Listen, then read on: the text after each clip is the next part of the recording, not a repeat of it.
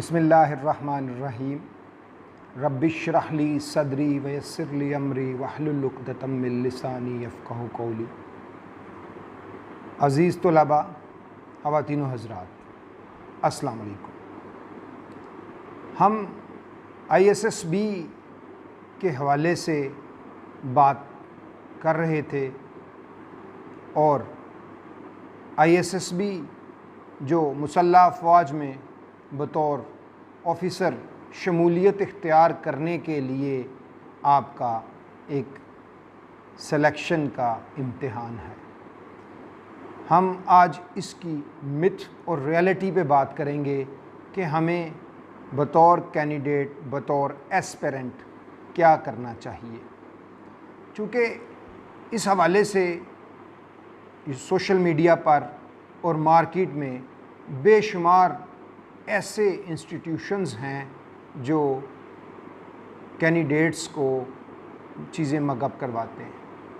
Actuality और reality से कोसों दूर तलबा अपने वालिदैन का कीमती सरमाया और अपना कीमती वक्त बर्बाद करते हैं और अपनी सिलेक्शन के ख्वाबों को देखते हैं। वो कन्फ्यूजन जो उनको क्लियर करनी चाहिए, उनके अंदर क्लैरिटी पैदा करनी चाहिए, वो नहीं की जाती और ये बड़ी बदकिस्मती है। हम गुज़श्ता 16 साल से ISSB के हवाले से बात कर रहे हैं। हम तब से तलबा की रहनुमाई करते हैं, उनको एक्चुअलिटी, हकीकत और हक़ाइक़ तक रसाई दिलाते हैं। हमारा कोई ऐसा प्रोग्राम नहीं होता जिसमें हम कोई GTO टास्क या दूसरे फ़िज़िकली कैंडिडेट से करवाएं। मैं अक्सर कैंडिडेट्स को ये मशवरा देता हूँ कि ये पर्सनैलिटी बेस्ड सिलेक्शन है, ये एकेडमिक टेस्ट नहीं है, ये किसी सूरत भी एकेडमिक टेस्ट नहीं है।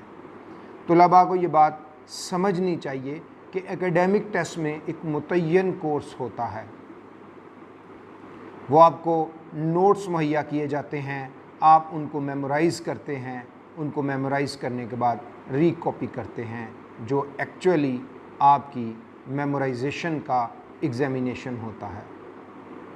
ये बदकिस्मती है कि हम बरे सगीर के लोगों को आज से 163 साला फ़रसुदा निज़ाम तालीम जो लॉर्ड मैकॉले ने दिया था, उसके असरात इतने गहरे, हमागीर और हमाजहद हो चुके हैं, जिसकी वजह से आज जो हमारा जो रिजाल है, जिसका कहत पड़ गया है, वो मर्द, वो इंसान, वो प्रोडक्ट नहीं बन पाया जो उसको होना चाहिए था।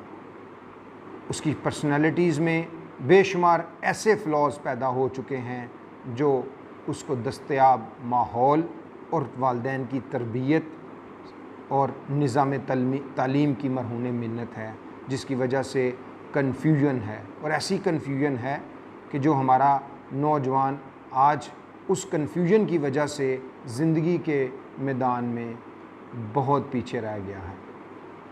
हमारे मुल्क के अंदर बेशुमार काबिल फ़ख्र बातें हैं, लेकिन वो इनफरादी तौर पर हैं।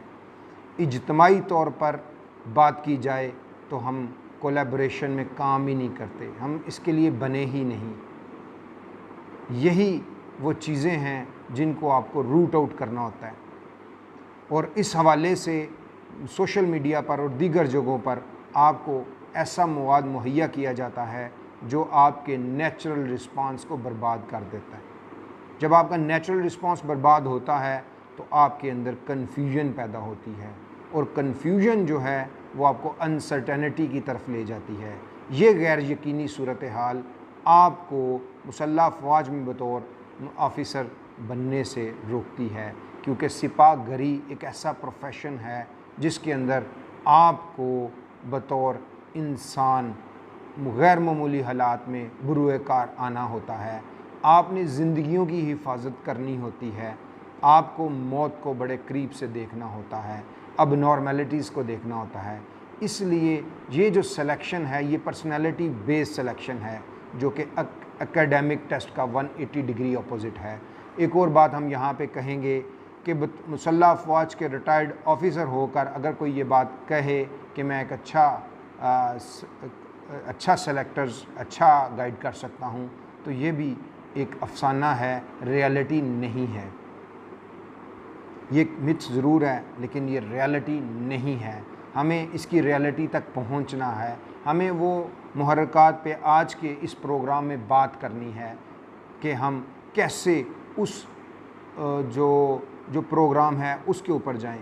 मोस्ट ऑफ दी एकेडमीज़ में और ट्रेनिंग कराने वालों में आपको प्रोसीजर, ISSB प्रोसीजर के हवाले से बताया जाता है कि ये वैट है, वर्ड एसोसिएशन टेस्ट है, ये TAT की स्टोरीज़ हैं, सिचुएशन रिएक्शन टेस्ट है, या दिस एंड दैट, ये मेरिट्स हैं, ये डीमेरिट्स हैं, ये आपको बताया जाता है। लेकिन जो ये सब प्रोसेस की बात है, लेकिन जो एक्चुअलिटी है वो ये है कि जितना आप अपने आप से आगाह होंगे, जितना आप खुद शनास होंगे, उतना ही आप जज्बाती तौर पर एक भरपूर शख्सियत होंगे। तो ये शख्सियत का इम्तिहान है, ये एक्चुअल मास्क की स्टडी है जो आपने पहने होते हैं, क्योंकि हम 3 तरीक़ों से ज़िंदगी में बिहेव करते हैं। एक हम जो हमारा पब्लिक फेस है, जो हम लोगों को दिखाते हैं, उसमें हम वो चीज़ नहीं दिखाते जो हमारा एक्चुअल है। यानी उसके बाद दूसरा हमारा मास्क हमारा घर के अंदर हमारा रहना, अफराद हना के साथ रवैया है। और तीसरा जो मास्क है वो हमारा वो मास्क है जिसके अंदर हम प्राइवेट खुफिया तौर पर, जहाँ पे सिर्फ अल्लाह ताला हमें देख सकते हैं और अल्लाह ही हमें देख रहे होते हैं, वहाँ पे हम क्या बिहेव करते हैं। ISSB में भी उस तीसरे मास्क को स्टडी किया जाता है कि वहाँ पे क्या है।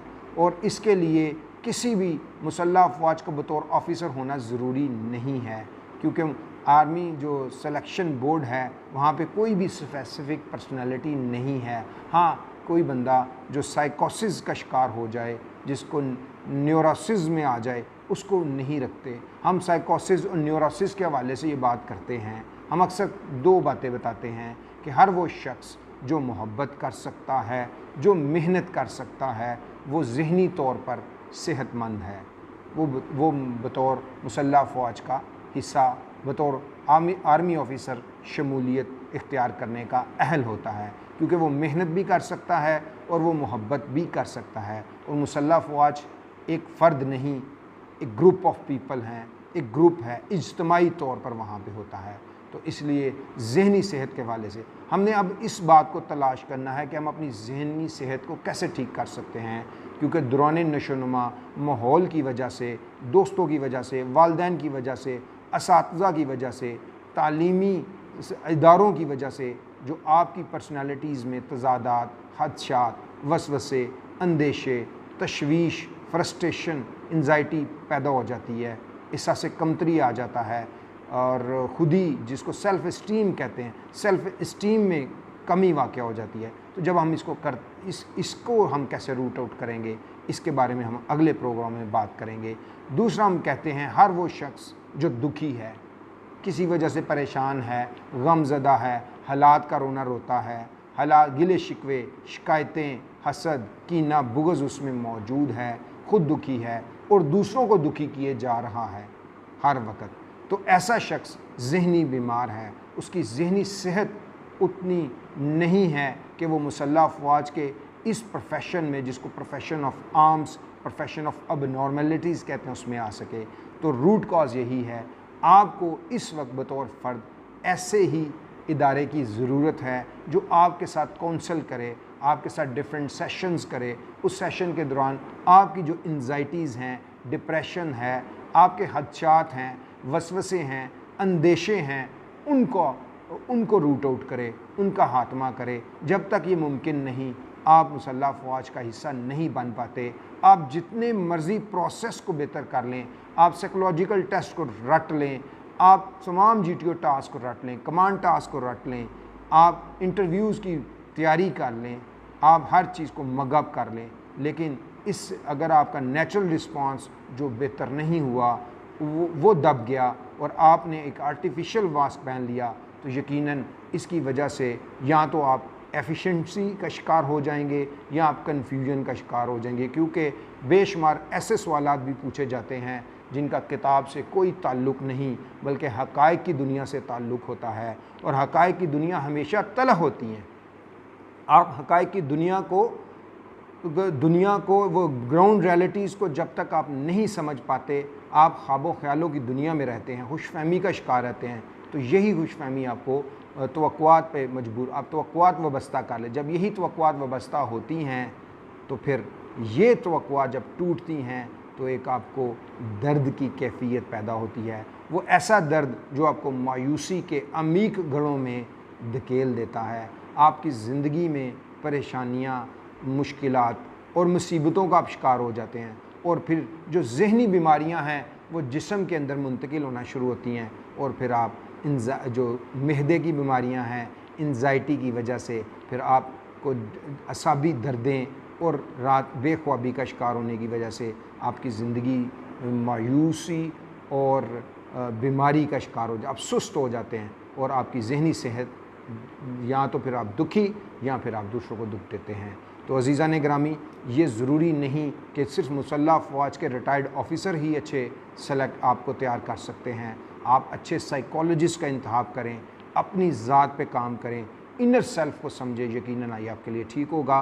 तो हम बात कर रहे थे what is ISSB test and its purpose. सबसे पहले आपको इस टेस्ट का पर्पज़ और इस टेस्ट के बारे में आपको पता होना चाहिए।